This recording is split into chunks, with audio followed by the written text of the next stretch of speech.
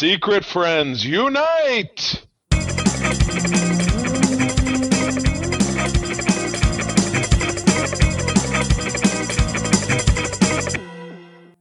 Welcome to the Secret Friends Unite podcast, episode 534. This is your guide to the geek side, and I'm one of your hosts, Todd Oxtra. We have survived the 4th of July. We're here, and I'm joined again with Charlie Carden, who survived the Yoopers. I came back. They didn't get me. Yeah, we did a week up in Michigan's Upper Peninsula, and if you're all familiar with Midwest Michigan in particular, it's another planet.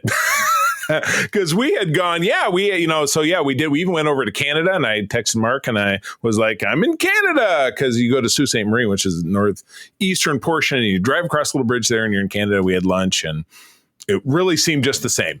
And went back, and it's funny, the further west you go, the more kind of savage. There's bears there attacking you, and a chupacabra, and I think I saw a minotaur at one point. There's just a lot of stuff going on in the western UP. Be aware. Lots of fudge, yes. pasties. Yes. Everything. Oh, that was one thing. April was like, I want a pasty. And every time we had a chance, I was like, you want a pasty? No, I'm good. So we never ended up having a pasty. But it just sounds like it's like a chicken pot pie or something, right? Isn't it, basically? How would you describe it? Basically, it's a hand pie in England. The UK, they have pies. Yeah. It's basically a turnover. It's like it's a Midwestern calzone. Oh, okay. Without the Italianness in it. Well, we will return. My favorite part of the trip was Mackinac Island. I kind of fell in love with it all over again. I hadn't been there in 20 years, and I just think it's kind of a magical place. It's also extremely haunted. It's also extremely haunted because it was a Native American burial ground and fought over by the British. So many, many people died there. But anyway, we're back. I'm back. I'm excited to be back. We're talking about Superman this week. It's our no spoiler / spoiler cast. We're going to talk about this movie, which is kind of blowing the world up right now. Everybody's really digging on it. But before we do that, as always, we'd like to pay the homage to the wonderful people at our Secret Friends Unite Patreon squad over at patreon.com/Secret Friends Unite. You can pop in, grab some exclusive programming, early shows, ad-free shows, great Discord benefits, free for 7 days. Half off your first month, and really stay on board for as little as $2 a month. So we would love to have you. These folks know what's going on, like my buddy Derek, the figure dude, Francie, my wife's hairdresser, Mr. Xbox Expansion Pass and frequent guest, Mr. Luke Lohr, and my uncle, Tim Horan, down there in South Haven, Michigan. We appreciate you. Also, John Sedorf, Brendan Myers, Corey in HD, Matthew Keel, my good buddy, Kurt Crew. Got to see him yesterday. We flipped the bins in a comic shop over in Metro Detroit and got to hang out a little bit. Tanya Lee, Chipotle Bear, Famous Seamus, Cam the Movie Man, Jay Newport, 007, Prozac Man, a.k.a. Darth Prozac, and Freight Conductor. See? Freight. I got you. Very good. And of course, without whom there would be not, the awesome, nice family of the Twin Cities, Sean, Stella, and Henry. We appreciate you very much. Again, listening to the sound of my voice, want to see what all the fuss is about. Patreon.com/Secret Friends Unite. 7 days for free, and stay on board for as little as $2 a month. And oh my goodness. Oh, before we move on, Charlie. So some folks who may not listen to either a Holocron Chronicles or Co-op Mode may not be aware of that. Mark is decided to retire from podcasting. He's been podcasting with me for 6.5 years, a little less with Charlie on Holocron about Chronicles. 5, yeah, just about. Yeah, and so Mark has promised to come back on a Patreon party chat end of the month, so we'll do that, and he'll give a proper go away to all the Patreons and friends. And but if we're not ending, we're not finishing anything with our Patreon podcast. Nothing. We're going to change some things up. Maybe nothing can kill us. Mode will be a little different, and Holocron will be a little different. But as of right now, it just means that it'll be back to Charlie and I as the primaries, and so we'll be probably updating our art and things like that. It's not like we're saying Mark never existed. It's just we want to make sure people are looking for Mark and he's not there. And like, where is he? Where's Mark? Like, where's Waldo?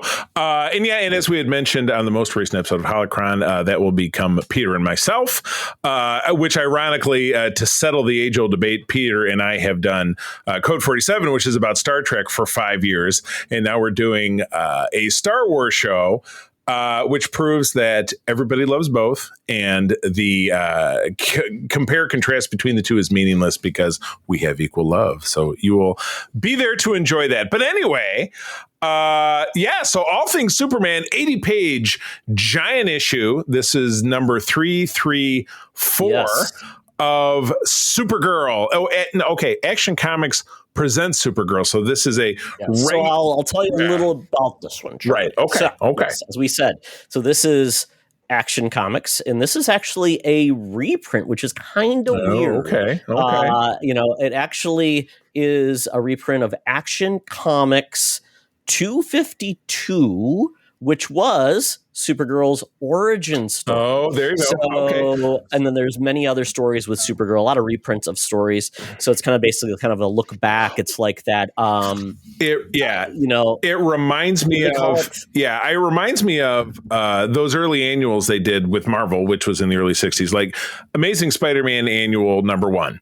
First story, which was the main feature. First appearance of the Sinister Six. So you put together 6 of Spider-Man's core villains.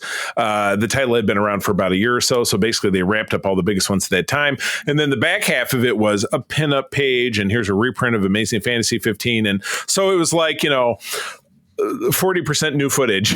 The rest of it is repeats. I don't even know if they really had comic book shops back then. So if you missed an issue, I don't know where you were finding out like Spider-Man's previous adventure. I mean, very famously, comics it was like a magazine. So you'd be like, or a newspaper, and then you throw it away. Or kids would trade them and they would get trashed. Yeah. So, I mean, you would have to ask a historian like Chuck Rosansky, who runs Mile High Comics, who we've interviewed, for our Patreon, about when comic shops really became a thing. He started his bit in the 1970s. And I know your next question will be for me to guess when this is from. The 25-cent cover price, to me, suggests, and I'm going to go right back to that early 1960s time period when comics were 10 or 12 cents. So to scale it up, make it 25 cents, so basically an annual, I'm going to go with 1965. Ooh, very close, Charlie. 1966. Ooh. And I'll share a little trivia with you. The oldest comic book shop in the United States, Golden Age Collectibles in Seattle. Oh, wow. Founded in 1961. So same year as the FF came out. Yeah. Yeah, that's so crazy. It's kind of neat. And it's still active. Oh, it's my God. Seattle. We should tap John on the shoulder and see, because he lives in the Pacific Northwest. Not that he goes to Seattle all the time, but when he does, I'd love to photograph or something. That would be somebody, man, we could reach out to. And I would do an interview with a guy like that in a pinch. So the stories in this, most of them are out there, but basically you've got Supergirl from Krypton, you've got the Cave Girl of Steel, Supergirl's First Romance, Supergirl's Super Pet, Supergirl's Fortress of Solitude, the 3 superheroes, Superboy meets Supergirl, and Supergirl Super Steed of Steel, which I assume was Flappy. What was the horse's name? It just says Super Horse here. What's interesting is having this conversation with I was having this conversation with John because we were talking about pets. There was a deluxe box set action figure set maybe 20 years ago when nicer scale figures were really starting to be a thing. It was Silver Age Superman and Supergirl, so basically the way she appears here, with Streaky the cat and Crypto, and I'm like, oh God, I'd love to have that set. Aftermarket, over $100 to get that set. Okay. So that's not going to happen. The Steed was Firebrand. It just says horses Firebrand. I'm just gonna go with Super Horse. That sounds fine to me. I like Kicky. Yeah, Kicky. Glue just kicks everybody. I like Gluey. Gluey is always my favorite horse name. Just don't step out of line. And I feel so bad for Supergirl because she's had so many inconsistent origins. Yeah. And there's not really like one that is the overarching, what we would consider canon. Right. But, the Supergirl that's there now, they probably changed up. But I mean, she's a cool character. I'm glad she's finally getting her due. Right. Since that great Supergirl movie. We're probably gonna have to watch that Supergirl movie. We're gonna have to watch it next year before Millie Alcock takes her bow as Supergirl, the Girl of Tomorrow. Well, the one thing that's missing from the center of this, and I think really if we were to portray this as a photograph, I think just left of center of Streaky the Super Cat would be a couple of hands sticking in of our own famous crazy cat lady from even back then, our senior news correspondent, Madam Web, lover of cats and master of horses. Back in the day, she did a lot of comic work, but these days she is, of course, down at the corner of Hollywood and Vine, waiting with all of this week's latest news stories for us. So let's do it. Now it's time for Madam Web's Rumors and News. Take it away, boys. Thank you, Madam Web. Madam Web, I know you were very disappointed back in the day when you dated both the creators of Superman, Jerry Schuster, Joe Siegel, and you were hoping to be the inspiration for Lois Lane, but you were actually the inspiration for Ma Kent. So sorry about that, but I guess they thought you were a good mother, or you just resembled an old woman living in Kansas. Right. Yes, even back in 1939. Was that? Yeah, Superman's really that old, isn't he? Well, speaking of stuff that I'm like, I'm excited about this because we did a watch of this show like last year. Now I'm starting to doubt it a little bit, but the Big Bang Theory is it's flowering. It's starting to reproduce. We're getting a show. And, anytime I know they're hoping for like a Frasier type situation, but they're spinning off Stewart, who ran the comic book shop, into his own program. Now, Todd, jog my memory. Where do you land with the Big Bang Theory? You were a fan, watched some, did you hate it and didn't watch any? Where are you at?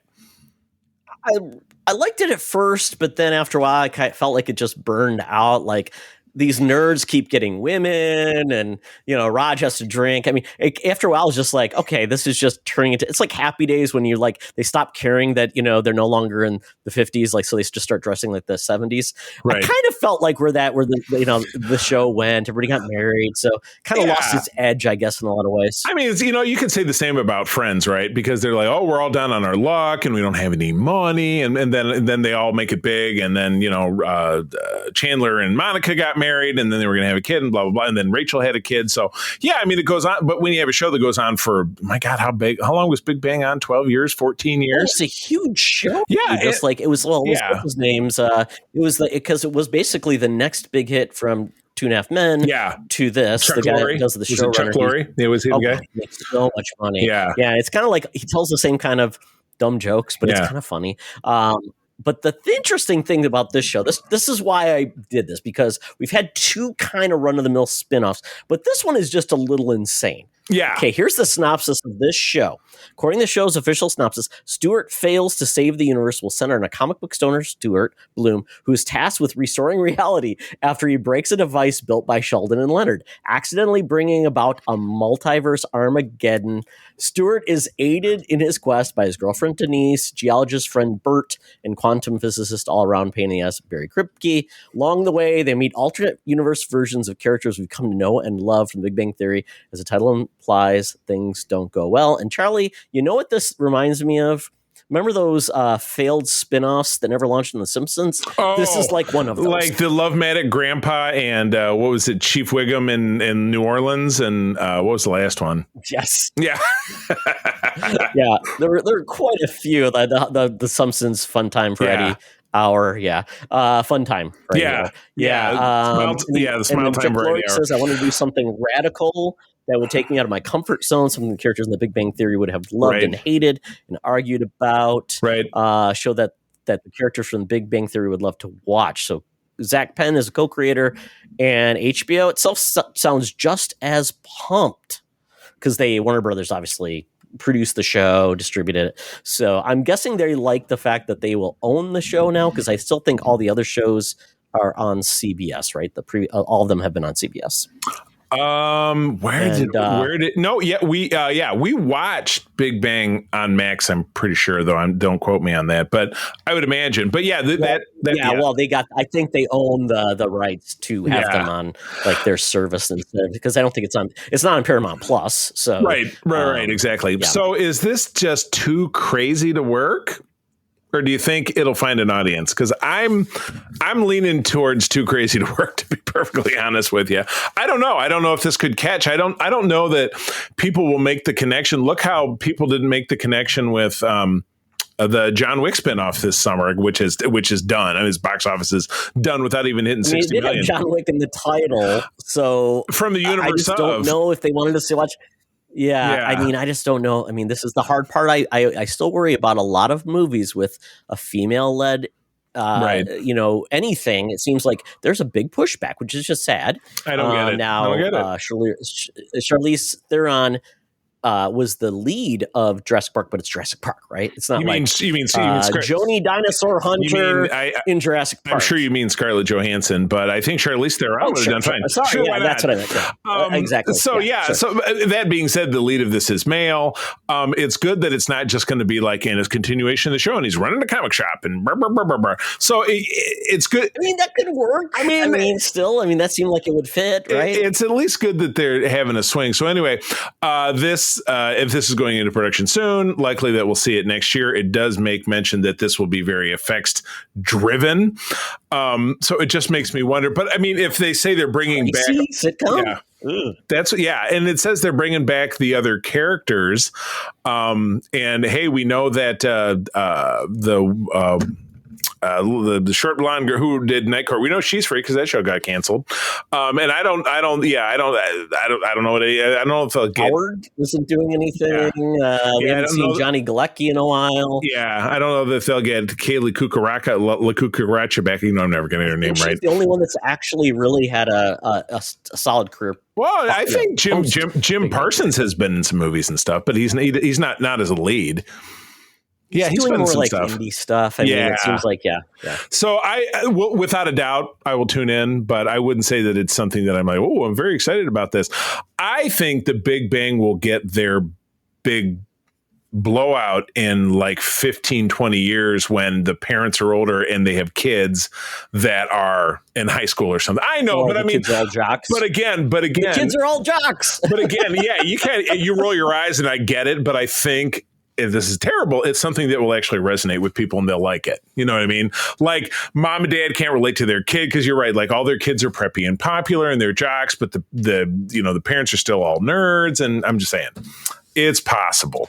Maybe, I don't know. Lately, we've been getting a lot of like Frasier, last a couple seasons, Night Court. Even like that 90s show or it was called. Yep. Just trying to heritage or legacy or heritage spin-offs or spin forwards, continuations. Speaking of continuations, and I read this headline, but I didn't read this whole deal. The famous, I will say Marvel time slide, but everybody has to do it. Marvel comics have been published continuously for 60 years. Fantastic Four #1, 1961. DC goes back even further than that, but they can't have Peter Parker be 80 years old and be being Spider-Man. So they have to kind of adjust things and kind of, lean on your suspension of disbelief. And so this is launching into Captain America. Now, Cap it's kind of a funny one because we know that he fought in World War II, and we know that was in the early 1940s. And then in the original comics, the Avengers, he was thawed out in 1964. You know what I mean? So you're like, okay, he was on ice for 20 years. Well, it kept getting longer. Then we got time to go to Nam, Cap. Korea, Nam. Now you're in the Persian Gulf. But, by the time we got to Captain America, First Avenger, the MCU film, which we watched just over the 4th, it had been 70 years that he had been on ice. So what's going on? So now they're trying to work this into the 21st century. So what's going on with this? So this is basically, they said, typically they try to get it so the prior characters are all about 10 to 15 years in scope. Right. So with that, basically, they're saying that Cap was actually still frozen during 9/11. Okay. So there was a young man named David Colton who was weak but he wanted to enlist in the army, after 9/11. So basically, similar here. He basically attracted the attention of the superiors who administer the same super soldier serum that transformed Steve in the Sentinel of Liberty. And the only difference, instead of fighting Nazis, the Cap is plunging headlong into the wars in Iraq and Afghanistan. Wow. Two really popular wars. Super popular. And hey, we're going back to Iraq. Yippee! But and Ted, you were over in Saudi, weren't you, back in those days when you were in the Air Force? It was there that time period. I was 6 months, during, and then I stayed through Operation Iraqi Freedom, and obviously it was a huge success. That's why we spent another 20 years over there, and like I said, we're probably headed back. But yeah, it sounds like the other half of this issue, I'll tell them that story, kind of tease it up to Steve being discovered by the Avengers and then being thawed out. So Cap re-enlists in the army. Thunderbolt gives him his mission to infiltrate Latveria, where a young Doctor Doom has just usurped the throne, and rescue American diplomats trapped there. So are they just rewriting things? Is this Ultimates, or is this? I'm not really following like how this is supposed to fit in. It's a new title, but this seems like it would have been a good Ultimate book, right? Because it does seem like. It's basically just reiterating or changing his story. And it's kind of, I like the idea of it. And Chip Zdarsky's writing it, and he's a good writer. So I'm not sure how well this will all fit in. And, it's very interesting to me. I'm interested to the point that I'd like to read this, and maybe I'll even buy it off the shelf, as it were, and kind of support the the effort. When do we get? What's our drop date on this? We're getting this. Do we not have a drop date on this? Let's see. It should be right typically at the this is the solicit. So this was just listed. I'm looking through here. I used to be really good about putting the date of things in it, because that's what we always want to figure out. I don't see a date. I'm looking. I'm scrolling to the end. They don't have it. Well, you can kind of assume that this will. I'm thinking like September, October, probably, because I bet this spun off of. So it just launched. Oh, it just launched. Okay, maybe I'll take a peek. Yep. Maybe I'll actually go buy a physical copy and try to rejoin the ranks of people reading comics and stuff. So, all right. Well, at the end of this month, July, we're recording in mid-July. It is the annual return of San Diego Comic-Con. Todd, you attended back in, was that 2010? Because you have family out that way. Yeah, and you've not been back to it since. Is it still super duper hard to get tickets to it? I mean, I know back in the day it was like you have a 10-second window to buy them. I haven't heard as much hubbub. I think that Marvel proper will not be there, so it might be less exciting. Right. But I don't know. I'd have to check to see if there's still. Let's see if there's tickets still available.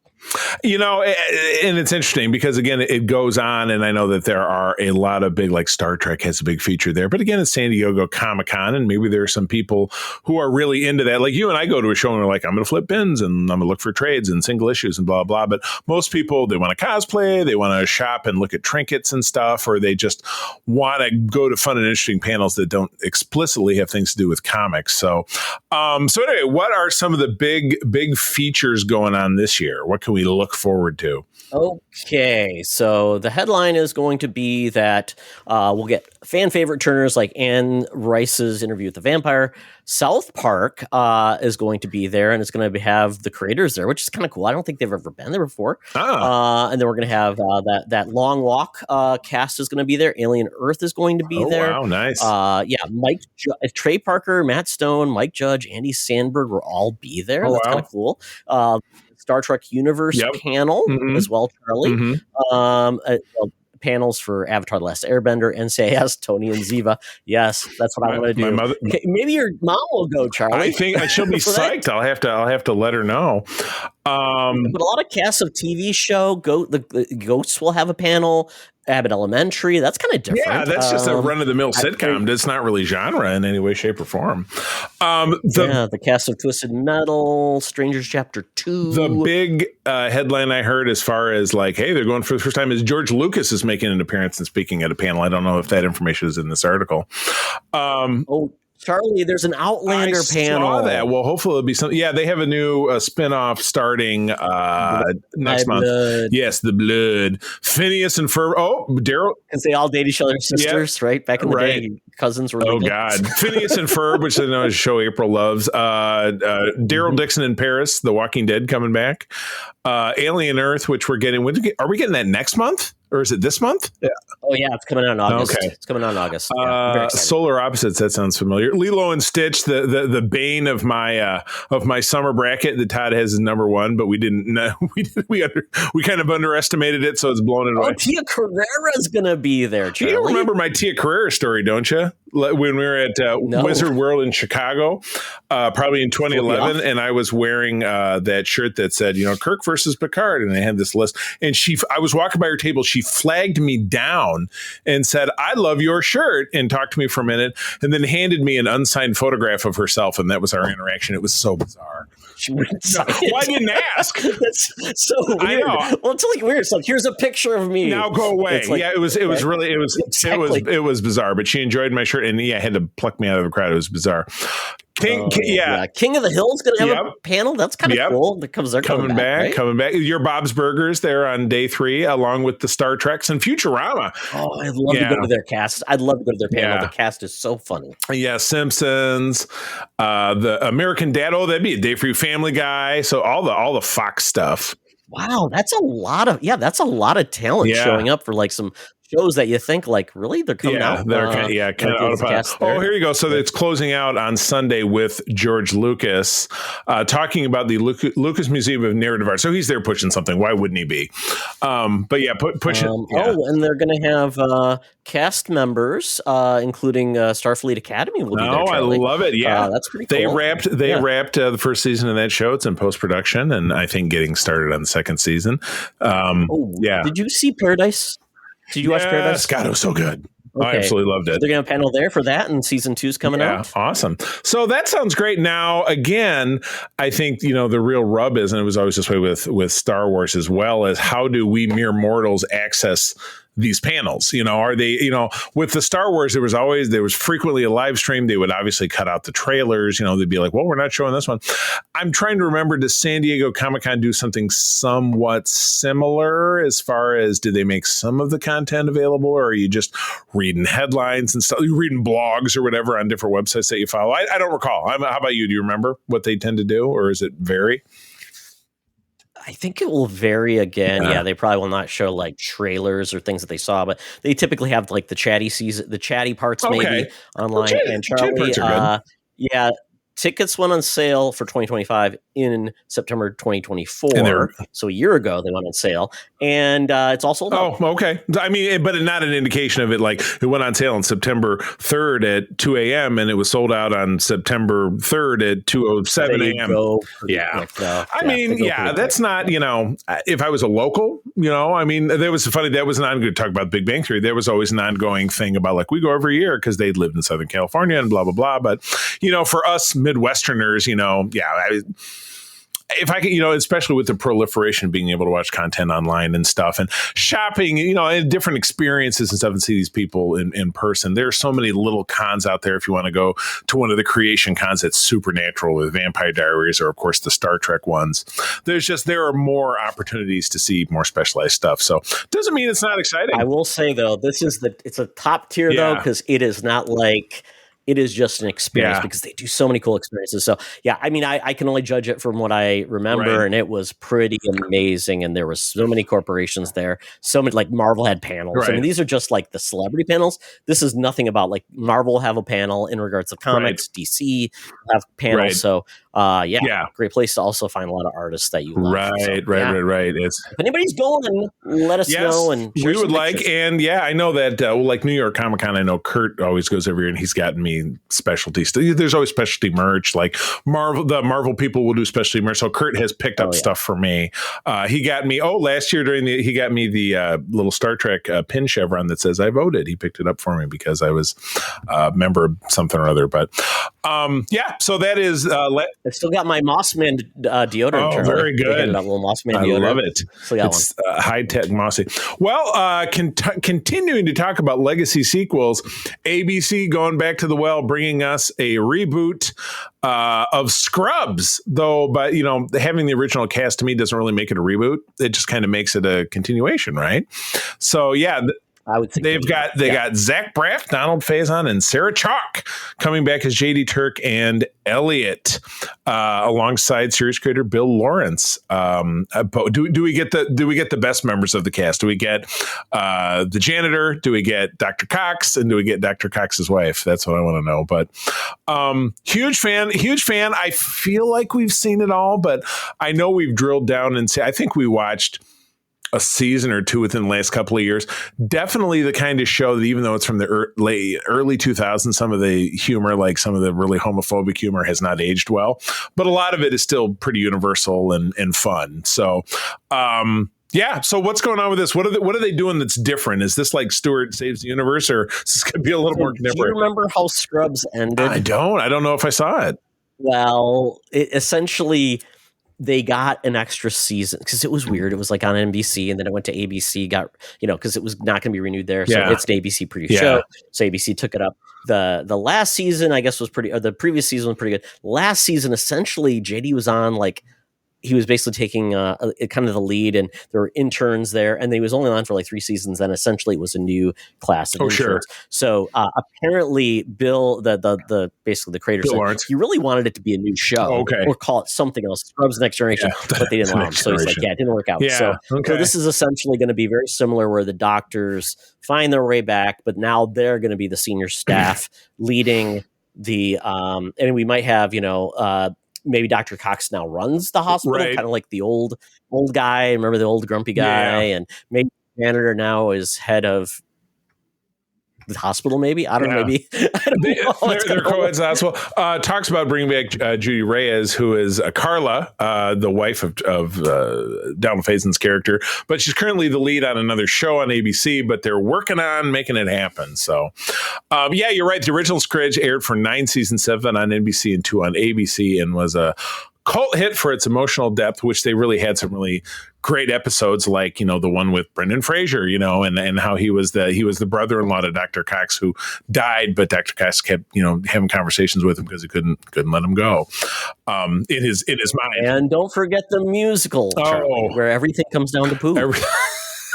I'm drawing a blank on that one, but I'm into this. So will this be a network deal, or is one of the streamers picking this up? I'm scrolling backwards. I mean, if it's ABC, it's under Disney. So it'll be on Hulu. So it'll be ABC, and then go to Hulu. Yeah, absolutely. Well, I'm on board, and if this is just starting to evolve, I would imagine it's a developing story. So I would imagine next year, because I'm in board. I like those characters. Bring it on. I like the shows. It's goofy. Bring it on. We need more of those. Well, it was funny. I'll talk in the Geek Easy about how we were just rewatching Peacemaker, and Peacemaker reminds me of this next character, which would be Soldier Boy from The Boys, who is basically, I think Peacemaker described himself as a douchebag Captain America, where I think Jensen Ackles' Soldier Boy takes it a step further because he's just a straight up psycho that we saw on that show. They're just doing everything possible not to actually bring the boys back, aren't they?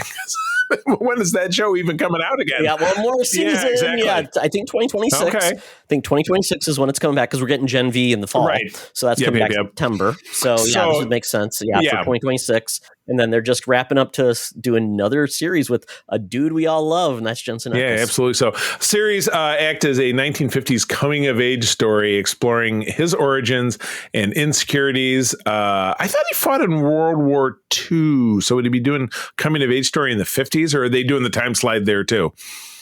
Because he's like, that's a good question. Yeah, I'm not exactly sure. I thought he was a Nam, to be honest. Maybe he was. You know what I remember is that he was active in like the 80s. It was like, do you remember the Iran-Contra scandal episode? Yeah. And that was where the guy who played Noir got crippled, and that's why he couldn't speak anymore because he got blown up. Yeah. Yeah. Okay. Mm-hmm. So 1950s. But when I think Soldier, I guess my brain was thinking of Captain America. But it does say that Eric Kripke is the creator of The Boys, is set to wrap up with season 5 in 2026. Ackles will bring Soldier Boy into this production, expected to start next month, so in August, with a lot of the same players. The Boys Vought Rising, or is that a different show? Oh, I don't know if they're talking about two different things here. And this was, oh my gosh, he's looking forward to it during, he's going to be in Michigan for the Road So Far, the Road Ahead Creation Novi, Michigan. That's probably for the Supernatural. Because they go around and do those. So, and he's got his one show that's on now it's called, I can't remember what's on it's CBS show. Okay. Too. So he's got his own ongoing show. But yeah, I mean, this is kind of cool. We're basically getting a throwback to the early days of Vought. We're probably going to see a lot of unique superheroes from back in the day because he was the first one. Right. And yeah, Vought Rising. I mean, and it's going to be kind of, and it'll be interesting if they treat this more like are they going to do like a pseudo documentary type of style? Like, is this going to be like where they're going to be doing recreations or found footage, or is it really just going to be a show? And yeah, I think this is a cool idea. Yeah. I like the character, and agreed. The Boys universe is very rich, and it's not like a prequel. It's like, we're going to see Butcher as a kid. I don't want to see that. Soldier Boy is the perfect character where it's so far beyond what we got. So, and he's a dirtbag, so he's going to get in some trouble. He's going to get in some dirt, some real dirtbaggery. All right, well, that takes us out of the news. I have to. Oh boy, Todd and I are going to have a race. I'll challenge you to a race around the world to get to the Geek Easy, because you're somewhere where you have a weird background. I'm here in my studio as always, but I have my Uber ordered up. It has arrived. I'm jumping in the backseat of this Cadillac Escalade, smells like weed, and the AM radio is playing, and I hear this very familiar advertisement. Hey, Secret Friends Unite, let me tell you about Zencastr. We use them for our show, and now they're supporting us. Zencastr is now the all-in-one solution making podcasting easy. It's the ultimate web-based podcasting solution. Provides high-quality audio and video podcast production and hosting. With a full suite of professional tools, podcasters can seamlessly record, produce, and publish studio-quality content, all from one dashboard. Being a creator has never been easier. And we chose Zencastr because of the ease of use, high quality output, and it makes it super easy for our guests to come on. We had multiple solutions we tried before, and Zencastr has just been the best fit for us. Why Zencastr? It's now super easy to record a podcast with Zencastr. Log in using your browser and start recording a high-quality podcast right away. Record studio-quality sounds and up to 4K video with your guests. Feel a sense of zen knowing Zencastr's multi-layered backups ensure you always have your recordings in the highest quality, even if the connection is unstable. Have you ever worried what you sound like? Zencastr's post-production process makes you sound buttery smooth. It automatically removes those ums and ahs in your recording. It removes those awkward pauses in conversation too. Set the right podcast loudness and levels while reducing background noise with the click of a button. So if you're interested in making an easy, high-quality podcast just with the click of a browser button, go to Zencastr.com/pricing and use my code SFU1. You'll get 30% off your first month of any Zencastr paid plan. I want you to have the same easy experiences I do for all my podcasting and content needs. It's time to share your story. Now back to the show. Talk nerdy to me. Talk nerdy to me. We're sitting in the Geek Easy, cover band's playing, drinks are poured, and we are ready to get our nerd on.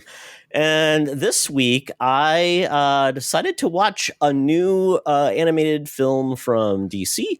It's on HBO Max, which is now actually branded as HBO Max now. If you've checked out the app, which is because when cool. I look at my remote, when I bought it, it said HBO Max, and then it wasn't, and now it is again. It's great. Back again. It's great. Back again. I love it. Yeah. It's kind of dumb because if you go back to those earliest Netflix or the Roku remotes, some of those services probably not going to exist anymore. So it's probably not a good idea to do that. But they pay big money for that. So there we go. But back in, I think it was 2022, Batman Ninja came out, which was just a fun movie that was basically an anime style take on Batman. Was basically tracking down the Joker, which then was using this device to do something really weird, caused basically a time disruption. And then Batman ended up in feudal Japan. And it was like, then they had versions of the Joker. He was like a samurai. Then you had a Catwoman. And it was just very fun. I really love the show. Did the Batman who went back, was he like regular Batman, but he ended up in feudal Japan, and then just by coincidence they had a Joker and a Penguin and a Catwoman or whatever? A lot of the people were essentially, it's almost like alternate versions of themselves. Oh, okay. So not every one of them knew who they were.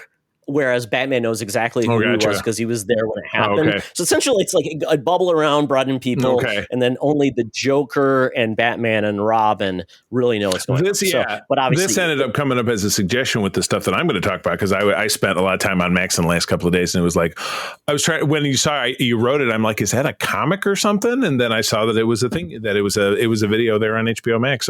So it was any good? Was it like 90 minutes? Was it like a movie?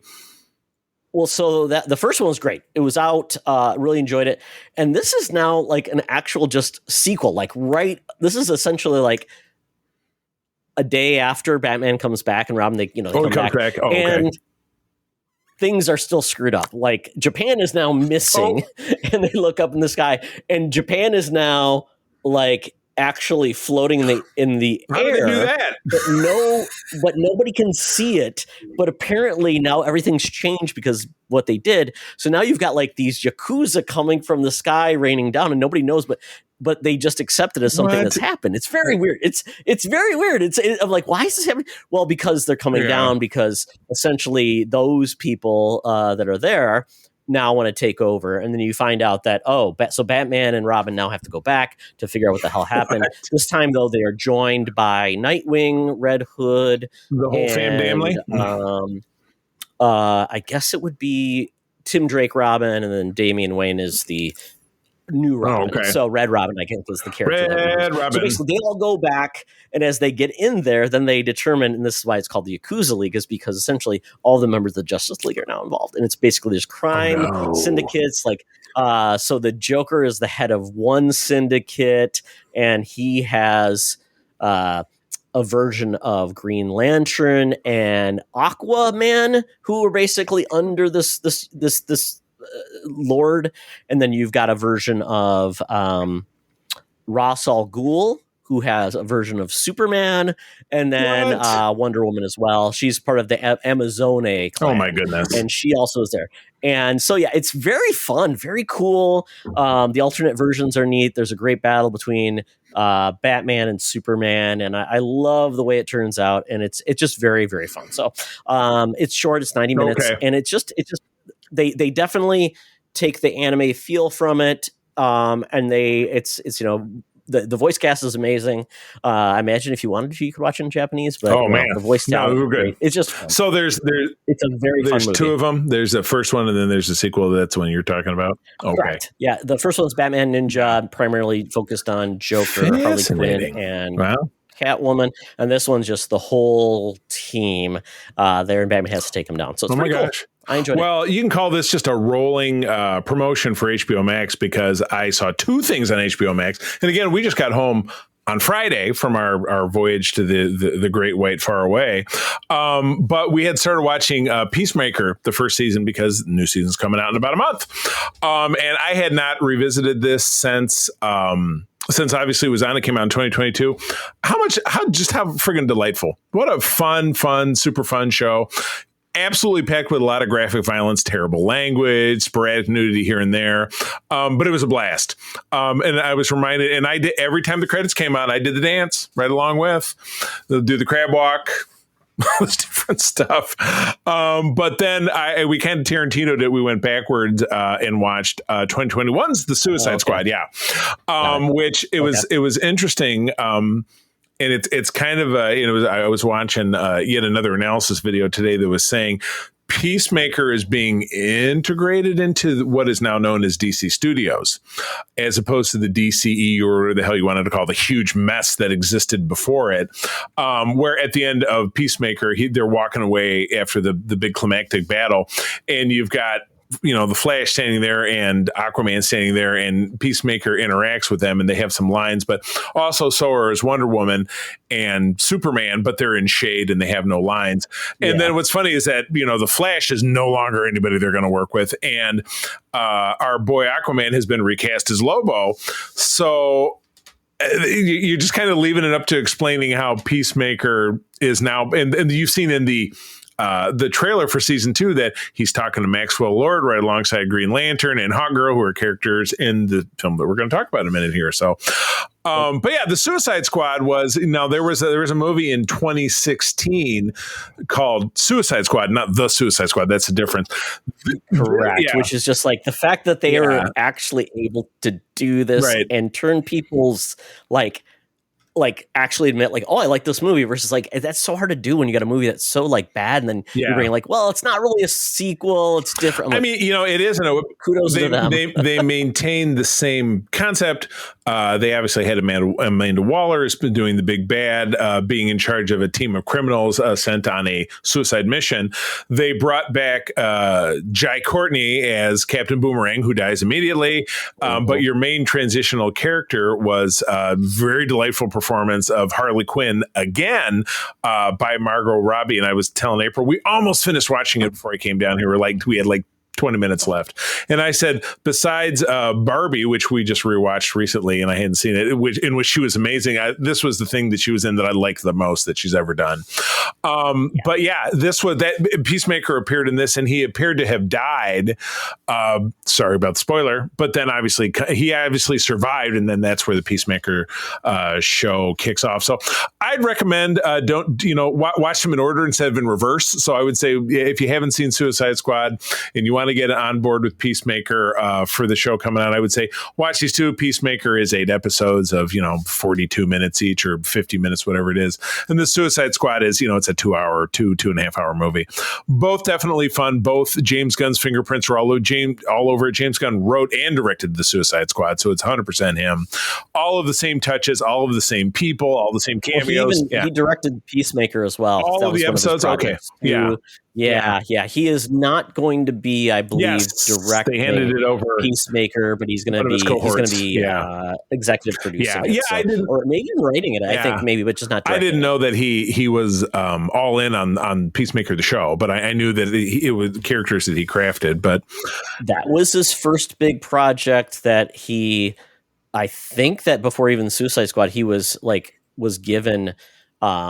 When he was basically let go. Oh yeah, he got the boot from Disney before they begged him back to make what some people might consider the only good Marvel post Endgame film, which was Guardians 3. They had to bring it back. It's a tough argument, but he delivered. Yeah. Have you watched Creature Commandos? No, I started it and didn't finish it, but I get the whole Rick Flag thing, the dad, and I got that part of it. And that one's written by Gunn, and he didn't direct it, but he wrote the whole thing too. I think I watched an episode or two, and then much like everything within our ADHD streaming world, I'm like, oh, a blue car, and I was watching something else. I mean, you know how it is.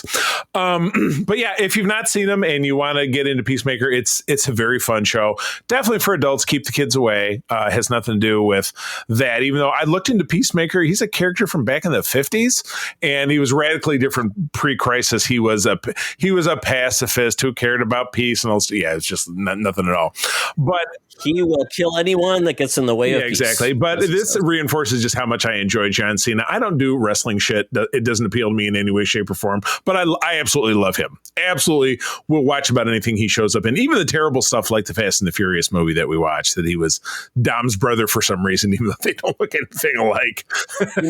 he makes things enjoyable. Yes, he's very good. So, and the second thing, I just picked this up because it came out last week, but I snagged it on my Kindle as I always do. Though, please visit your local comic shop. This is a single issue. Don't do as I do. Don't do as I do. Do as I say. Don't do as I do. And my own local comic shop guys will give me shit for it sometimes, but I still spend money with them, and you know what? That's where it's at. Because I don't need to be defined by how I choose to consume things, but I still like to spend money on things that are tangible, not intangible. But I snagged there's a Prelude one shot to the Fantastic Four First Steps film, which we're going to get in a couple of weeks here. It's a one shot that retells their origin very briefly, which people are very familiar with, and I'm getting the feeling that the time timeline of the movie is going to be set 3 or 4 years after they get their power, so they're established. Well, this is them coming right out the gate and basically recapturing the plot line of the very first issue back in 1961 of the proper comic. Mole Man appears, the big green monster appears. Mole Man is very obviously, what his name, Paul David Hauser? Like the guy that is going to be, even though they haven't come right out and shown him in any of the trailers, it's right on out there. So, but this was fun. It's also interspersed with these. So are they not? I guess we'll see. Are they going to include any of this into the movie? But I would think probably found footage, because remember the big scene we have them coming out in a stage that looks like the stage the Beatles were on at the Ed Sullivan. And it's probably going to be here's our recap of the last few years, and it will probably have some of this stuff. So yeah, that wouldn't surprise me at all. But the thing that's really fun about this, and it's your standard, 32, 35, 40 pages, something like that. It's interspersed with little fake ads like join the Johnny Storm fan club. And, here's an interview with Reed Richards, and, here's Sue Storm about the Future Foundation, which is, her big smoke camels. Yeah, exactly. Yeah, smoke camels. Your doctor smokes camels after he does surgery. So it's fun, and if you're as fired up for this movie as I do, I would recommend going to pick it up. Swing down to your local comic shop. Don't get it digitally. Don't do it. It's banned. Yes. Don't be a Charlie. Don't be a Charlie. But anyway, that takes us up out of the Geek Easy. So the main event has arrived. We've got to get ourselves down to the land down under. I've got my Air Qantas app out.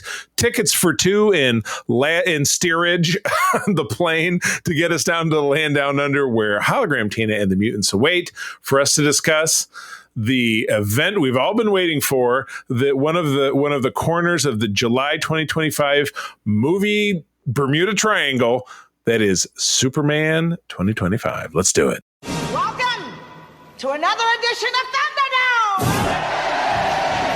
Thank you, Tina. The mutants have been gathered for a topic or a game to be entertained. And this week we are talking about Superman. This is the official return to the big screen for Big Blue since an era that we will not discuss. But some people did enjoy that era. I was not. It's been discussed, though. We did. It was funny because obviously if you regular listen to the show, for about 5 episodes we were covering various Superman movies starting from 1978, which we were debating off roll here about how do you refer to this movie versus that movie, because when you say Superman, for almost 50 years people think of the film from 1978, just like people think when you say Batman 89, even though that's not what it was called. But well, there was a Batman 66, right? Did it say Batman 1966? It was called Batman, and then that was preceded by a theatrical release that was called either Batman the movie or just Batman. So, but anyway, people tend to kind of know what you're talking about. Well, they lopped off the movie for the first one in 78. Yeah. So, So this is we're not talking about Superman again. We already did that. So this is the new take, the first directed film for James Gunn in the Gods and Monsters franchise. Yes. Just let everyone know we will be giving our top line spoiler-free review and score, and then we'll get into the spoilers on the back half. So the plot points, all those things you'll get on that end, because we don't want to give anything away. So with that, the log line summary is Superman must reconcile his alien Kryptonian heritage with his human upbringing as reporter Clark Kent, as the embodiment of truth, justice, and the human way. He must soon find himself in a world that views these as old-fashioned, which is absolutely true. Yep. James Gunn directed this. Writers, Jerry Siegel, obviously creator. And then we've got music by John Murphy and David Fleming. We've got a release date of July 2025, 130 minutes, and a budget of $225 million. And if I'm not mistaken, and James Gunn also wrote this. Jerry Siegel did not come back into that to actually write this. He didn't ghostwrite it, if you didn't see my air quotes. Box office wise, just off the top of my head, we're at about 120 million, I think, domestic, and about that much overseas. So we're past budget. I think they've made their raw budget they've made, but things continue to move forward. It's going to be tough for a character as American identified as Superman overseas these days when we're sending out new tariffs every day. We are not making friends. So hopefully people realize Superman is the best of us and does not represent a guy who just put his face on a Superman poster. Oh, my God. Yeah. Oh, yeah. And a large lawsuit lobbied against. But anyway, who's in the movie? Let's run it down. So we will not go too deep because there are going to be some spoilers in some of this. So we've got David Corenswet, obviously, as Clark Kent, Rachel Brosnahan as Lois Lane, Nicholas Hoult, Lex Luthor, Maria Gabriela De Faria, Angela Spica. She's also playing the engineer. Skylar Gazondo, Jimmy Olsen, Eddie Gathegi, Michael Holt, Isabella Merced, Kendra Saunders, a.k.a. Hawkgirl, Nathan Fillion, Guy Gardner, the Green Lantern, Anthony Kerrigan, Rex Mason, Wendell Pierce, like the guy, he's Perry White, Pruitt Taylor Vince as Jonathan Kent, Neva Howell, Martha Kent, and then other than that, I think we've seen her, Sarah Sampaio, playing Eve Tessemacher, Michaela Hoover, Kat Grant, Beck Bennett, Steve Lombard, he's the big beefy dude. And then other than that, big call out. I love this casting. Terrence Rosemore as Otis. And man, Otis was redeemed in this film. I know, Otis being, of course, you remember from us talking Superman 78 was Ned Beatty, who was a bumbling idiot, where this Otis is right on top of stuff. Highly effective at his job. Yeah, absolutely. All right. Well, where do we go from here? Okay, Charlie. Let's, obviously people have seen the plot of this movie. Give an overview that this is, because at the beginning of this movie, I don't spoil it for anybody, but this is a Superman in a world where he has been known to the world for 3 years. Yep. But meta-humans have been around for quite some time. Yeah. So he came out. They roll it in factors of 3. So they say, 300 years ago, meta-humans revealed themselves to Earth's population. 30 years ago, a distant planet named Krypton sent off their last surviving infant who crashed on Earth and was raised by Kansas farmers. 3 years ago, this adult child with superpowers, and it was a metahuman, revealed himself to the world. And they said 3 minutes ago he lost his first fight.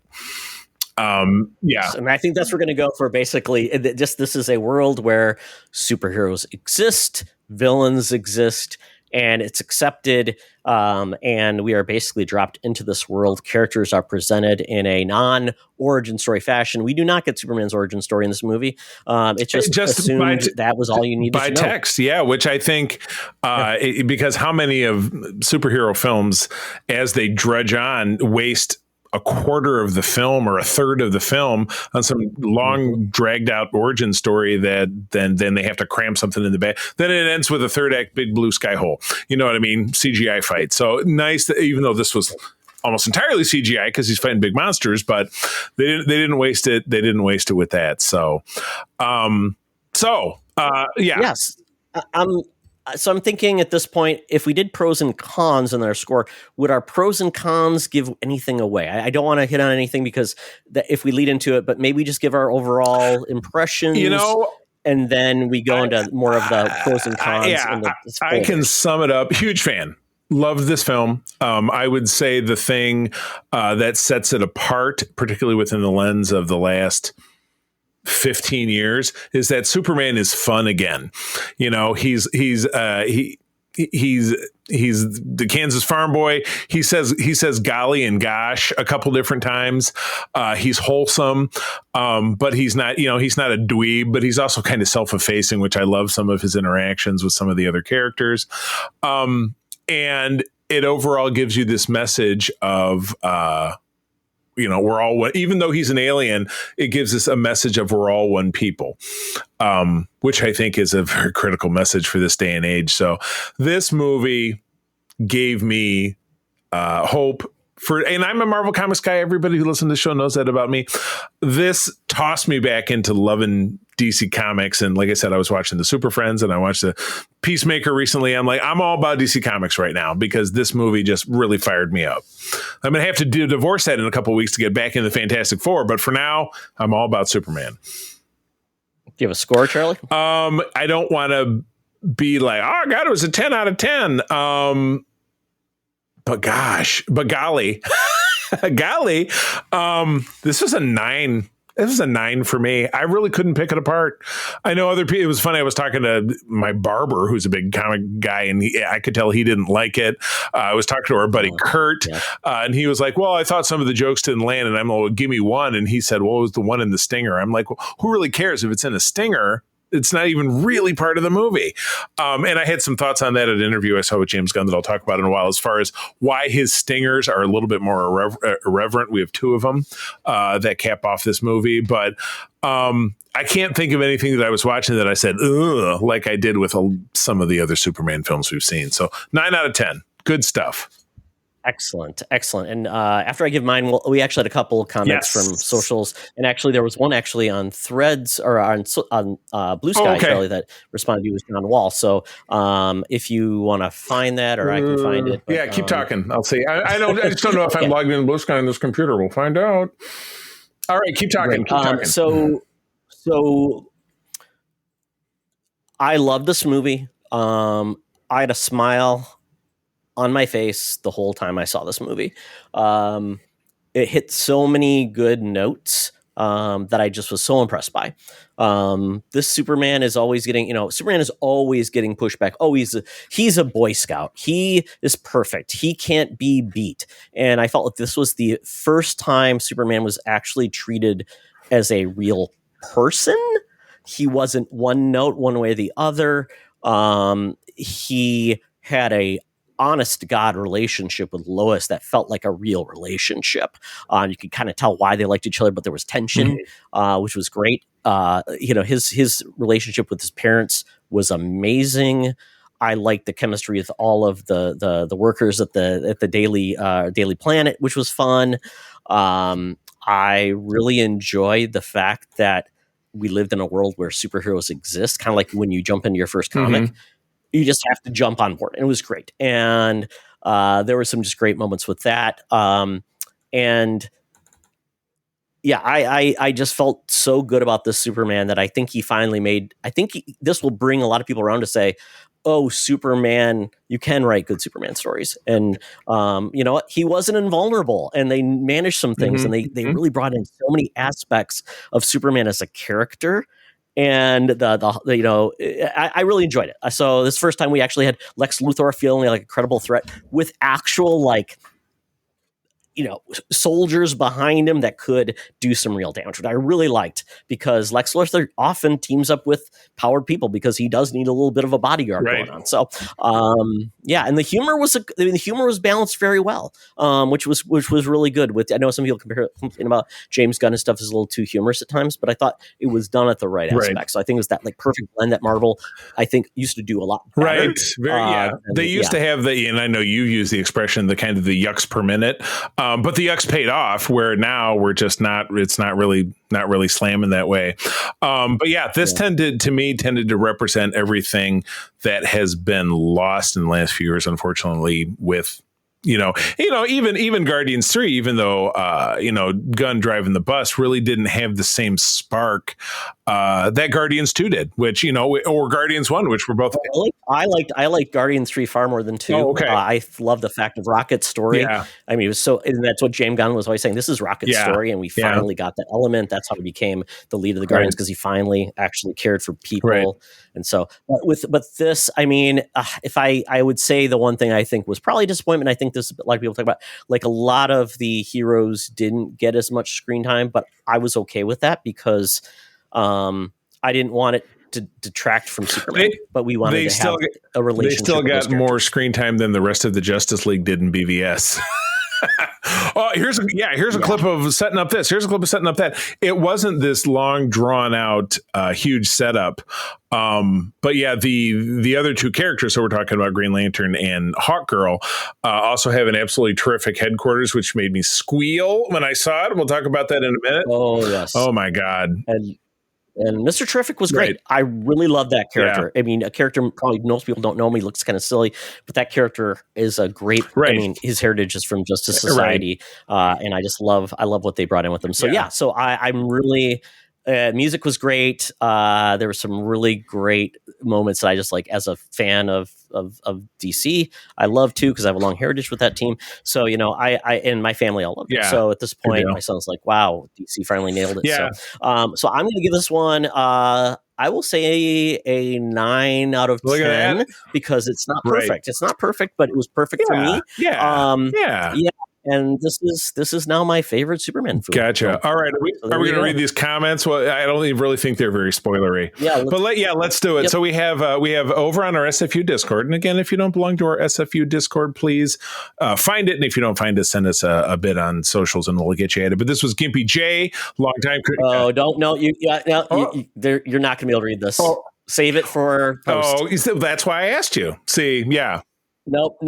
I mean, save that one for post. But if you have others, you can have. Well, maybe there are too many spoilers. We'll see. We're going to come back. Folks. That's what I was trying to tell you. Look at that. Yeah, we'll come back to it. I didn't realize there were this spoilers. Yeah, exactly. Well, I tell you, we could read one that I don't. No, no, we'll come back. All right. Well, let's. Are we ready to transition then?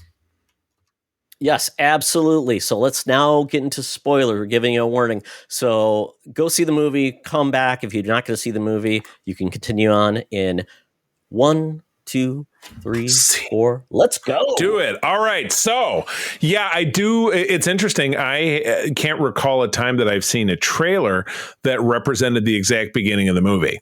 And this one did, with the exception of the title card, which I kind of described earlier, that they did it in threes. And it was made reference to the fact of David Cornswett's love of Star Wars. He maybe had some input. We had a conversation. Like, I would love an opening crawl for this movie, and they did. And they did a really nice job of it. And they also did a nice work of something that's more prevalent in movies today by not having credits that are 5 to 10 minutes long. They just simply had the Superman boom in the S, kind of evocative of the original film. But they got right into it. Yeah, Superman crashes in the Arctic. He's all busted up. He whistles for Krypto, which is the chaos dog who comes across the ice, and he's jumping all over and kicking the shit out of him, and then drags him back home. And it's everything that you saw in the more recent longer trailer clips where his little robot friends help him, and they put him in his little chair, and they use the big, thing that fries the ants, the big magnifying glass, to zap him with the sun. And then the other thing that was described is that Superman had interjected himself into an international conflict overseas between Barovia, which I think that's an established DC something or other, and then Zampur or something, some other country. Two nations I had never heard of in DC. They typically use some other country, but Baravia and Slobovia. Slobovia. It was funny because the Corto Maltese was the one in the Suicide Squad, but that came from Batman '89. Yes. That was made famous in that movie. So he gets patched up because he got beat up by a dude in a suit called the Hammer of Baravia. But you're going to quickly find out that the whole thing is a flim-flam because it's being directed by Lex Luthor and all of his little team punching commands into this suit. So you're like, well, what's the deal with the suit? Is it just a robot? Is it Iron Man? And he continues to fight. And I think at the end of it, it's pretty much done to a draw. He flies off, and Superman has to do something else to not follow him, and he gets away. He must have been, and we don't know really if he was punched that far and flew that far, or he was basically trying to just survive, which was So go ahead. It was a great opening. I mean, it just got right to it. It wasn't like drawn out, and then we were introduced right away. I mean, we saw the trailer, and then the Fortress of Solitude. We were introduced as parents. That was one of the first spoilers of surprise cameos we got.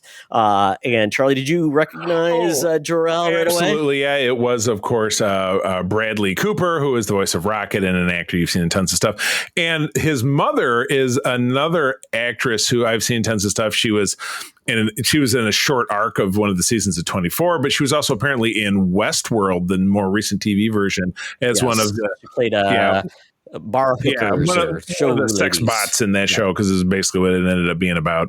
But yeah, she's a very exotic presence. But yeah, they ended up mostly so he had a recorded message from them, which was garbled, but the part of it was like, "You're our son and we love you," and like he watched that to give himself comfort when he was healing and blah blah blah.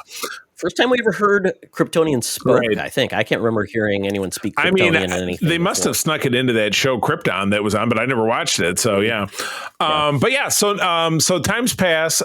So now we get our first glimpse of Clark Kent, and he's got the mussy hair and the suit and the glasses, and he walks in so we're meeting all of the characters, Cat Grant with her boobs hanging out, and Steve Lombard calling him loser and saying, well, sports writing is but your writing sucks, but sports writing is blah, blah, blah, blah, blah. And it's pretty. Clark wrote a story where he interviewed Superman or something, and Lois is making fun of him and really and we meet Jimmy at the same time, really kind of pressing him. But we find out later that night when she comes home from work that he's there making her dinner because they've been dating for 3 months and they're a real serious couple, and they get in their first kind of spat and it was funny. Kurt pointed this out that it's pretty dishonest of Clark to interview himself. It's kind of like Peter Parker taking pictures of himself as Spider-Man. It's exactly the same. But yeah, they really go through the paces where Lois asks him a bunch of tough questions that he doesn't want to answer about the whole Barovia thing, and they have a spat, and then he takes off because they have a real couples argument. Oh, what did you say? Yeah. And like those moments, everybody has gone through, and Clark's obviously down, and he just leaves, and basically, what is it? Lois says, "I've never been good at relationships, or I know I would." So basically, this is the first time we've really got a Superman film. Well, I guess where you just jump in and they're already a couple, except for the most recent TV series, right? Because that is set up as their family. But yeah, this is the first where they seem like a real, and she's not just so swooning all over him like, oh, Superman, blah blah blah. She's treating him like another person, like they're equals in this relationship. So that was a nice twist. Plus, Rachel Brosnahan is one of my top celebrity crushes. So I loved seeing her in anything. She is. She's a Midwestern girl from Milwaukee. I looked it up. But the movie moves forward into getting into Lex's scheme because. The engineer, who is his female agent, has tracked Superman to where he had crashed. It's in the Arctic. I think it's in the South Pole now because the polar ice caps have melted up top. So now it's in the Antarctic. So he's down there, and she's able to track where the fortress, because the fortress just lives under the ice and pops up when he needs to get at it. Krypto's living at the fortress. Superman's robots are always there. But she points Lex in the direction. He brings his squad, including this dude in a black suit with a U on his chest. You don't know what his deal is. But as they approach the spot where she points it at, the fortress pops up, and you're like, well, why did that happen? And we'll find out later. They go into the fortress and they just wreck it. They're tearing it apart. They kill all the robots that as much as you can kill a robot, tearing things up. And the engineer, she's a cyber woman, she jacks into his computer. Injected with nanites. Yes, yeah. I mean, she was an army individual. I guess Lex gave her nanites, so she's very loyal to Lex. We don't know why, really. She distrusts Superman. Yep. And so she's able to manipulate the computer system and absorb the Kryptonian message, including the part that is garbled, and she translates it, and this immediately, it's funny, it immediately goes right back to Lex being on, I love it, he's on a talk show with a very kind of right-wing dipshit host that is played by Tucker Carlson. Yeah, exactly, who's played by Ian Michael Black, who is a comedian I've loved forever. Yeah, exactly, from The State and from all the shows that we love. Viva Variety. Yeah, exactly. Where the Kryptonian... we did within that fight, though. We did get, Krypto does fight, but he gets taken down. Right. And Krypto's throughout is in this whole movie. He's a major part of this movie, and I love it. It's not like just a one-off. He gets taken down and kidnapped, so we don't know where to. And Clark is flipping out, and this comes up later on with his interaction with Lex trying to find the dog. But anyway, this message gets broadcast through the Tucker Carlson-esque Fox News guy that the rest of the message, while at the beginning it says, Clark, your son, we love you. We sent you to Earth because they're weak-willed and they're, you can rule them. Have as many wives as humanly possible. Repopulate them in your image. Spread your genes. And the thing is like, oh, is this a flam? No, this is the real message. This is what his parents sent with him. And so people hear this and they're just absolutely horrified. And this is, by the way, after Clark has defeated a giant kaiju monster, which has the greatest reveal, because the night before, two guys drive up in a van and they open it and they let out this little monster who's like, blah, blah, blah, and he breathing fire. And the one guy says to the other guy, whoa, he's kind of little to be a big menace and he'll get bigger. And so by the next, day, he's, 100 feet tall and it's him, fighting him. And they just call it a kaiju. And he, has the regular fight where he's fighting it and it's breaking buildings and stuff. And he saves a dog again, by pushing a dog he catches a squirrel. He saves a squirrel, which April thought was great. And a little girl. I mean, you seeing him do, and this is one of the things, Charlie, that I love about this. And he's doing everything he can to reduce damage and insightful. And he's very prescriptive in what he's doing, but he doesn't know the answers to everything. He's not a super genius, and he's trying to figure out what the hell to do. And then that's when the Justice Gang at this point, self-dubbed by Guy Gardner, they show up, and then you really get your first interactions with that team. Yeah, exactly. Yeah, and you're right. It's at that point that the broadcast goes out, and Superman needs to kind of take a beat, and he goes in a building, and Garner comes in there, and he blocks it out so they can have a conversation. And then we flash to Lexus at the Pentagon, and this is where we see Rick Flag Sr., who we'd met from the Creature Commandos, and he's the dad of Rick Flag Jr., who was in the Suicide Squad 2021. So again, tilting in the aspects of what it's kind of like the Star Wars extended universe. When Disney took it over, they're like, we wiped it all out, but we're going to bring this back in and that back in. So they're kind of doing that. They're taking bits and pieces of the DCEU that they find useful and kind of working it back in. But they kind of give Lex permission to arrest Superman or to take him by force for questioning, which they do. He surrenders himself, and they herd him off to this little Quonset hut on a beach somewhere where they have a little, kind of tent village set up. And they walk in to what's basically a Stargate, a little round thing that opens up into a pocket dimension, which kind of Phantom Zone vibes, you know what I mean? Where they get him on a little thing and they fly him over to what's basically a cube prison. And he's sitting in a cell with Metamorpho, who is a classic DC character. Well, and you find out Lex is just putting everybody there. He's putting an ex-girlfriend in reporters, there. people who mess with him. He's got Metamorpho's young child as leverage. Baby Joey. I know, so it's tough. But Metamorpho, who is not a character I was super familiar with, and he's played by Anthony. It's an Garamucci. Anthony Carrigan. Yeah, who was Mr. Zaz in Gotham, and he's been lots of other, he's a great character actor. He's in Barry. But Metamorpho can synthesize different elements, and it was previously mentioned in the movie that there's no more kryptonite on Earth. Well, Metamorpho is able to turn his hand into kryptonite, and this is a time where you really see just how destructive kryptonite is. He doesn't just go, oh, and fall over. He looks like someone who's standing next to a nuclear reactor. His skin is kind of melty. And people say that, why do you look so bad? Yeah, right. So he's crippled, and then Lex is torturing him. He kidnaps a guy from the street who knows him, and he's trying to get information out of Clark, and plays his game of Russian roulette and shoots this guy in the head. It's like, it's really dark. This is a very dark Lex Luthor. It's not Gene Hackman, like, I'm going to fire a rocket. He doesn't have a sense of humor at all. He doesn't try to be humorous. He is very much intense.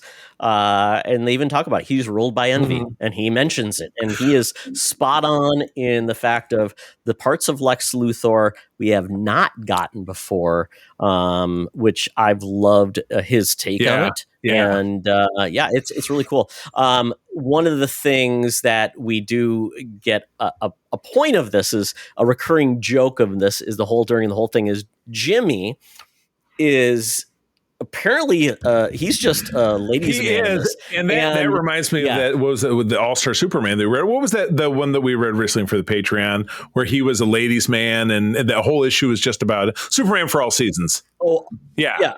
No, it was All-Star. I get those two mixed up, but really. So he was he has an on the sly relationship with Eve Tessmacher, who's Lex's main squeeze, and she has got to, if she doesn't remind me of one or two ex-girlfriends of mine, she's a total nutcase, and Jimmy is just milking her for information, but he really knows how to work her. Even he refers to her as mutant toes because you don't first know what he's talking about because he's texting, he's getting insights, and so basically he's getting insights from her, and it's very funny, but I like the fact that Jimmy is it's like he doesn't even notice that she's attractive. It's like, oh, she's attractive, like because he's got so many women that are apparently just falling at his feet. He's like, he's got a whole file in his phone of chicks that he's. So that's who tells him about the dimension. So then he tells Lois. Lois recruits Mr. Terrific. They go to the Quonset Hut village.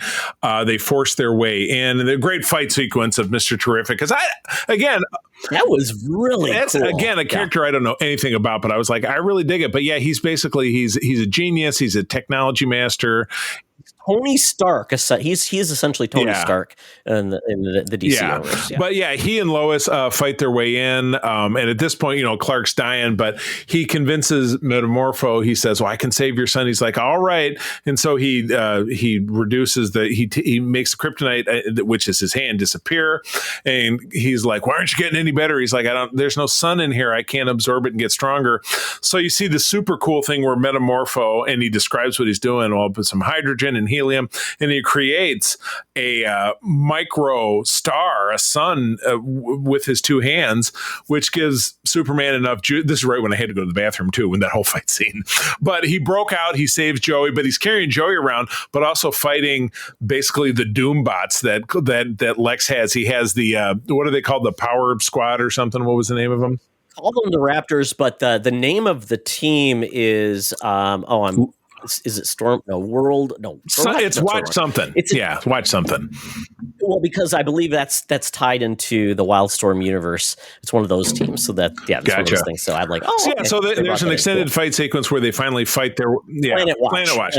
They finally fight their way out of the zone, and everybody escapes. And but the problem is that leaving the portal open too long then causes it to start to break apart, and so they're far enough. Well, I love that sequence when they start attacking Superman, but he's got the baby and he's trying to do everything to save the baby. And Anthony Kerrigan, he decides to get involved. I loved his use of powers, and then an ongoing gag, of course, is Crypto loves to attack cameras and that's toys. Where Crypto was, by the way, when they kidnapped him. And it was so sad. They had kidnapped him and put diodes in his brain. It was like Clockwork Orange, where he was chasing little Superman. He was chasing squirrels with tails. Oh my God.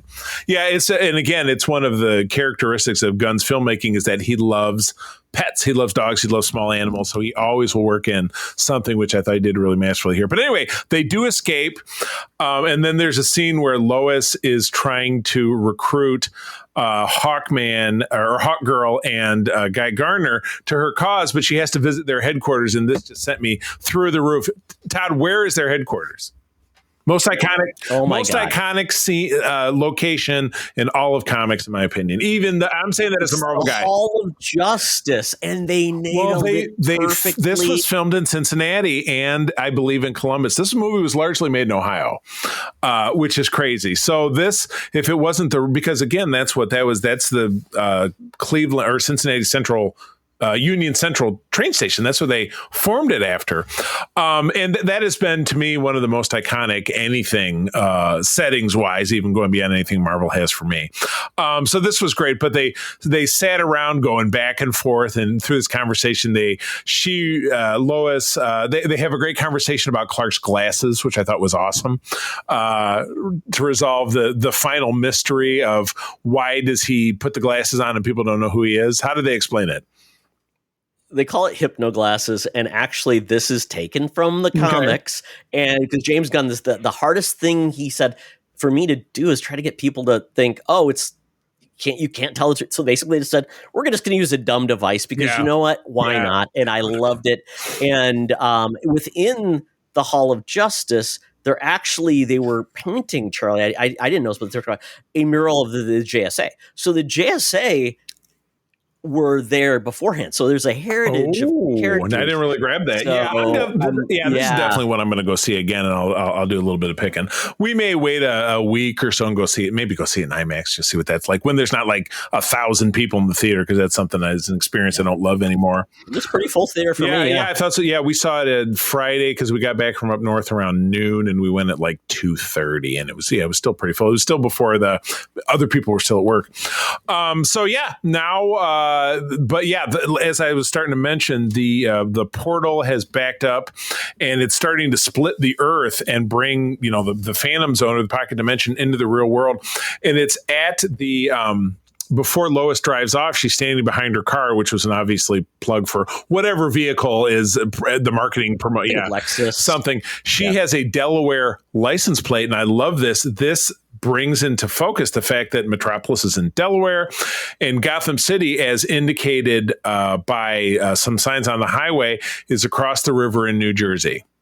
So I love that we finally got that. Gotham seems, I haven't spent a lot of time in New Jersey. I don't want to knock any folks who are fans of ours. I think Joey was going to join us tonight. He lives in Jersey, doesn't he? So I'll say nothing more about New Jersey, but I've spent some time in Delaware, and I wouldn't say Delaware blew me away either. But I thought that was pretty cool.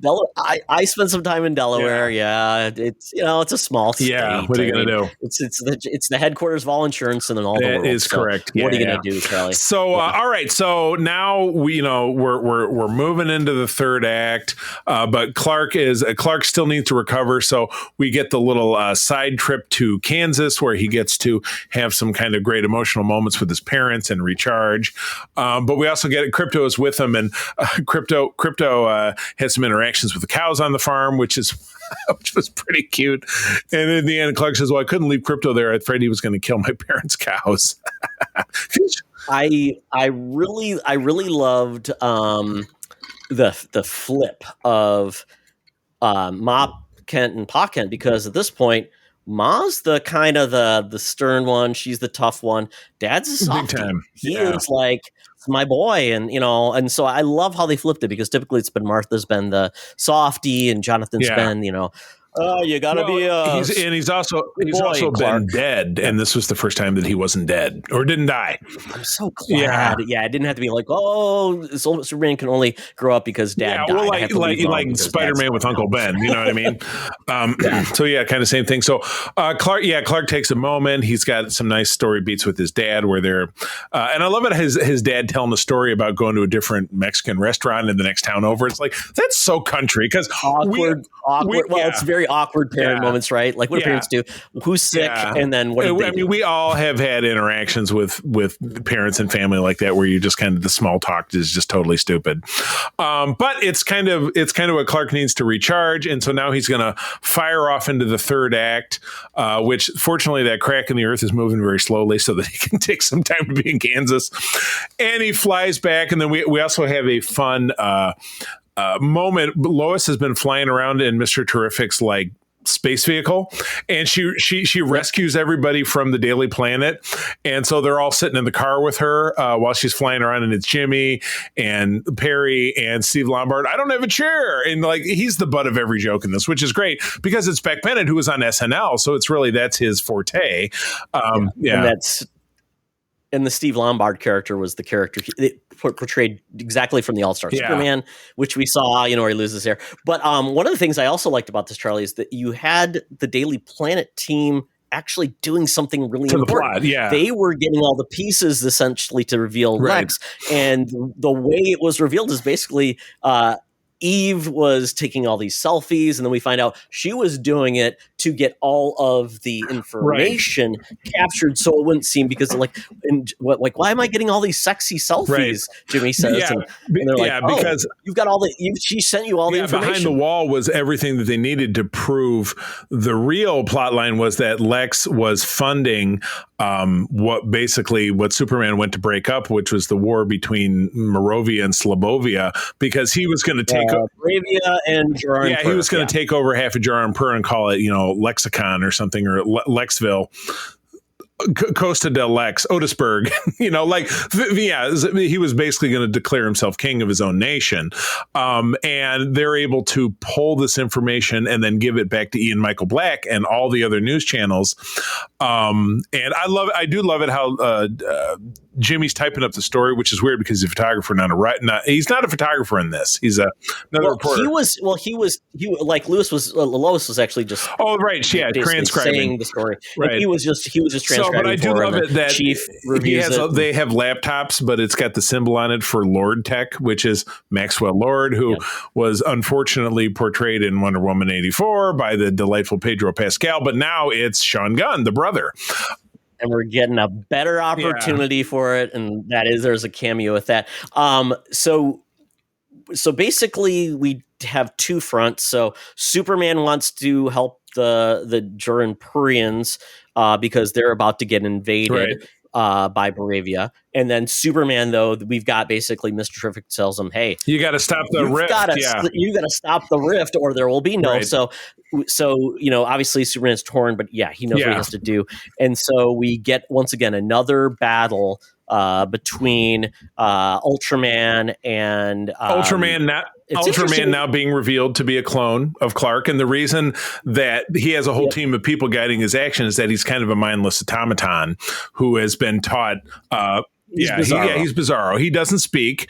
And he and Superman have this extended fight underneath the surface of the world falling apart. I do love it how he blasts like Clark full tilt with his laser vision, and he gives Clark those kind of Pete Davidson butthole eyes. His eyes look all burned out. Like that was like a super crazy look. And then the engineer gets involved, so she tries to smother him with her nanites, and that whole sequence where he flies them up into the sky and still fights them loose. That was a very cool 10-minute sequence of the big battle. Oh yeah. And then you find out why he flew up in the sky was basically to take out the engineer, because if he can take out the engineer, then all of her nanites will stop working.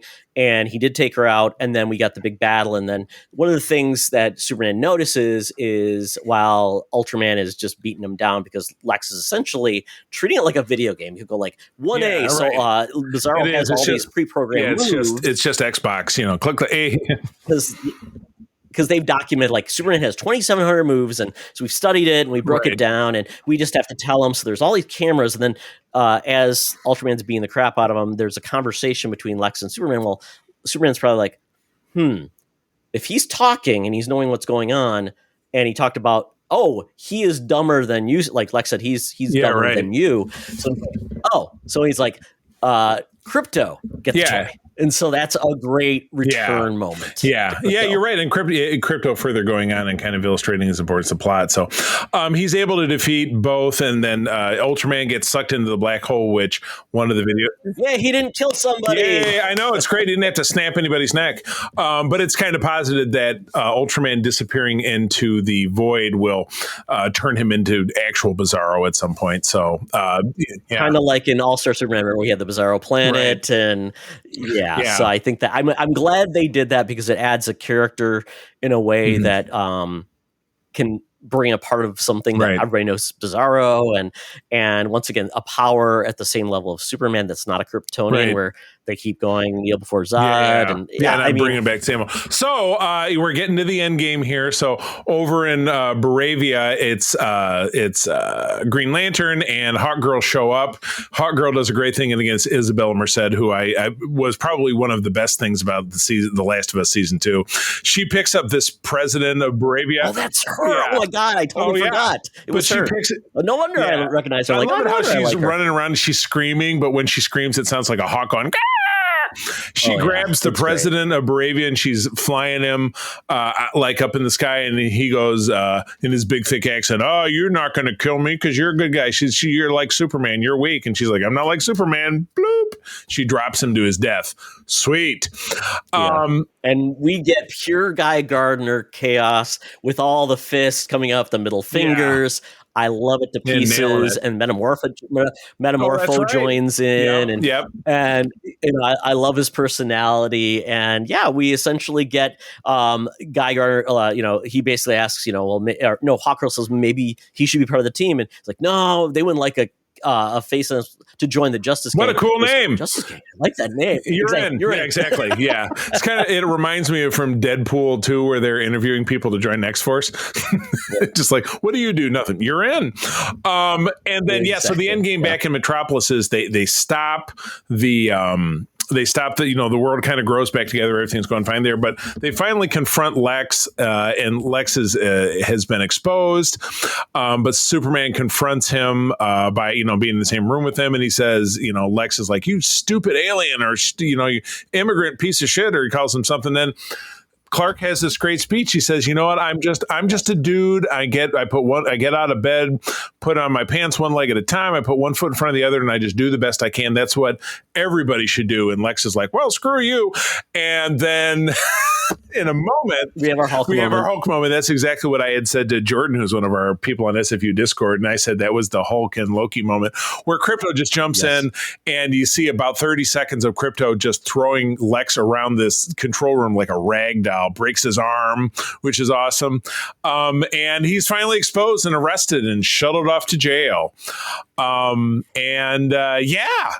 where he's got a tear in his eye because he's finally all his plans and schemes kind of fell apart. And then, we're winding things down, and then Lois and Superman get their kissing moment, and you can tell it's in that big mall in Atlanta. You can tell it was a great moment. Yeah, you want to interview right now? Yeah, I want to interview right now. And then they popped outside to Perry saying, "How long have the two of them been hooking up?" "I bet it's been about 3 months," Jimmy says. So they're not keeping any secrets. So that's fun, and that's about it. I think that's kind of where things wrap up before the stingers. Pretty much. Oh, right. So then we back in the fortress.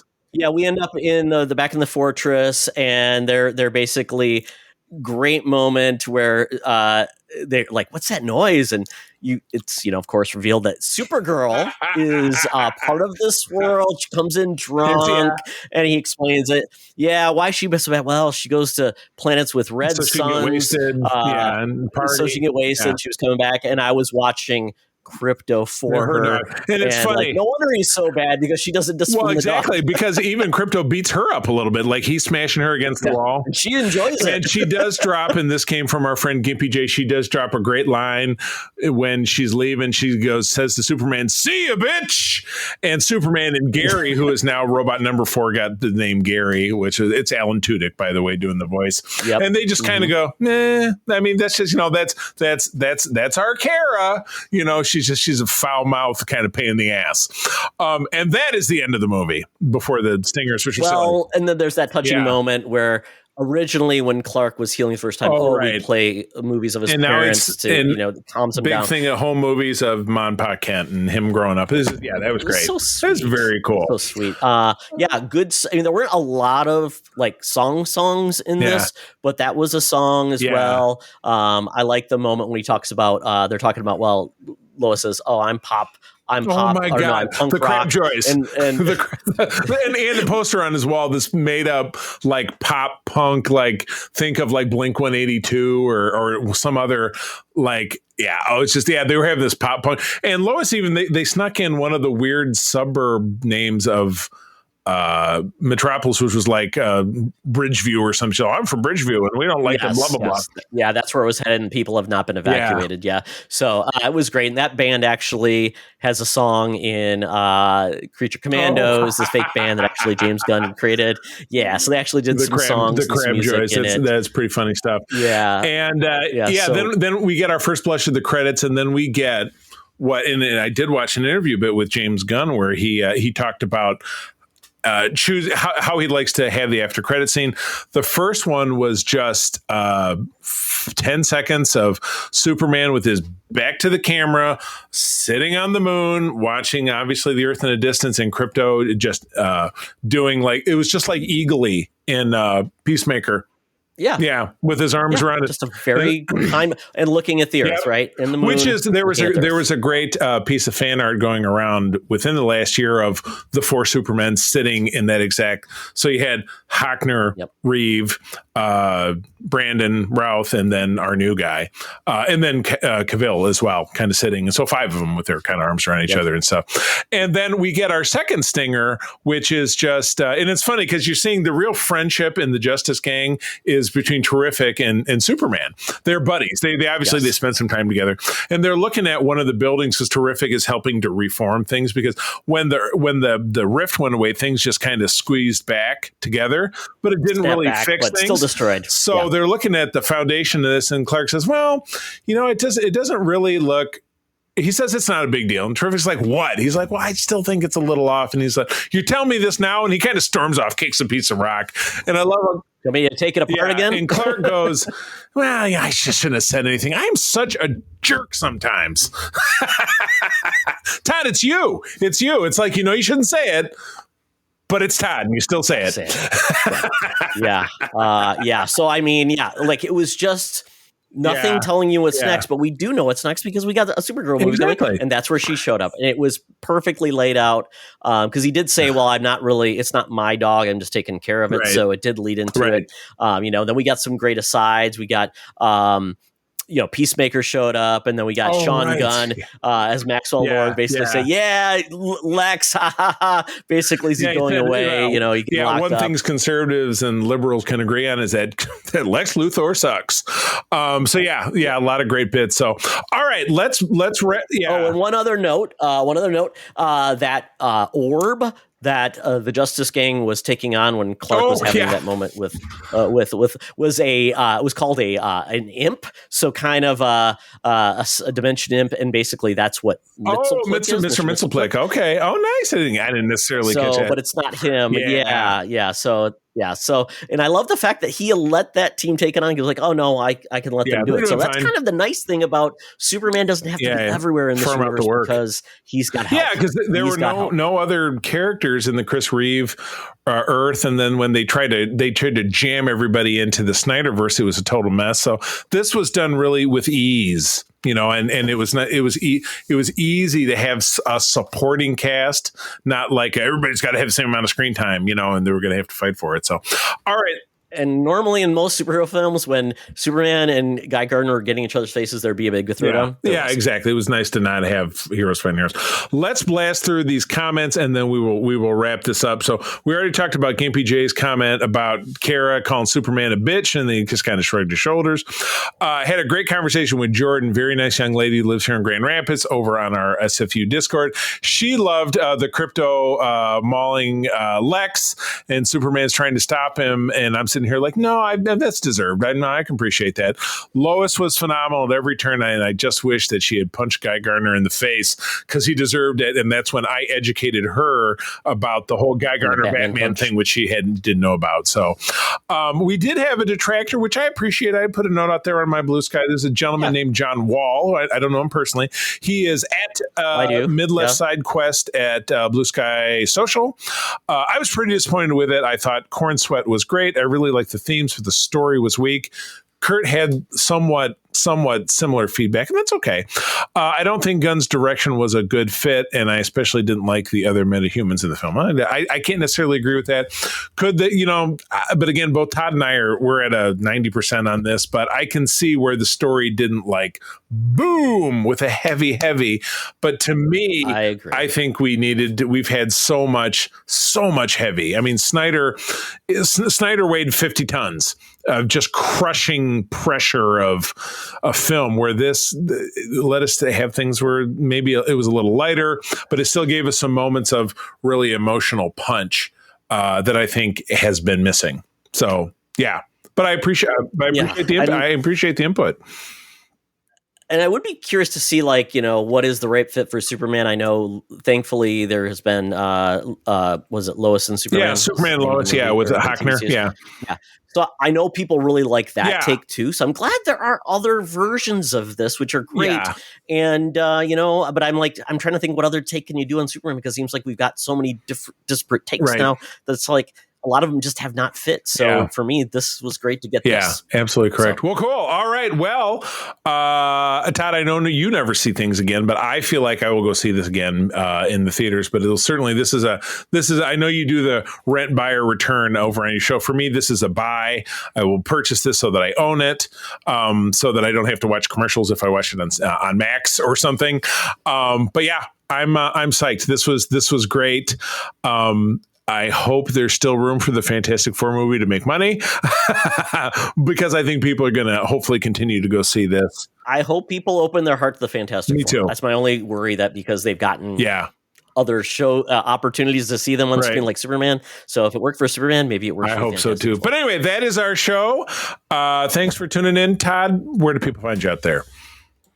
You can follow me on the Blue Sky at Todd Oxtra, at Secret Friends Unite, at Toxtra, at Secret Friends Unite on the Threads, Facebook, Instagram. Don't use a lot of those but I do stuff there occasionally. So check us out there. Check out our Discord. And you know what? If you want to say one last goodbye to Mark, become a Patreon on a trial, and we'll have our little party. Yes. And this is also the first I'm hearing of it, but I'll be there. You can find me over on my big three, which would be Threads, Blue Sky, and Instagram, at the C3, TheCeeThree. But the real juice is over on our Secret Friends Unite Discord. Look for us if you're a Discord user. If you don't know anything about Discord at all, please message one of us. We will get you in there. And it's just basically, I had somebody question me about this. It's just basically a place to have chats without any ads or silly BS. We're just talking about fun pop culture geek stuff without any frills or advertisements or silly nonsense. So we'd really love to have you there again. Secret Friends Unite at Discord. And with that, I will bid you a fond adieu. Thank you again for joining us. I'm going to tell you that sharing is caring, and keep on trucking. Be the hero, not the villain. In a truck. Crypto. This podcast is part of the Secret Friends Unite podcasting network, available on Apple Podcasts, Spotify, and podcast services around the galaxy, as well as video on our YouTube channel. You can support Secret Friends Unite by becoming a Patreon member, get bonus programs and more over at patreon.com/secretfriendsunite. Join our Discord community for even more discussions on all things geek. For all the latest updates on Secret Friends Unite, make sure to follow us on Threads at secret.friends.unite and visit secretfriendsunite.com. Find our merchandise at TeePublic and Redbubble. Thanks for listening, and may the Force live long and prosper.